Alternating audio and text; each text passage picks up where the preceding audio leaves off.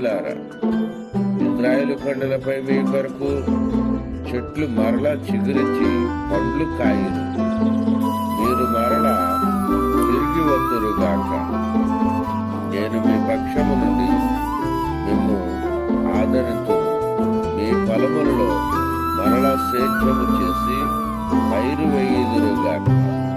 నేను మీ ప్రజలను వృద్ధి చేయుదునుగాక. మీరు నగరములను వసతురుగాక. పాడు కట్టిన ఇండ్ల నుండి పునర్నిర్మితురుగాక. పాడుబడిన ఇల్లు, పాడుబడిన కట్టడములు పునర్నిర్మించుకొనుగాక.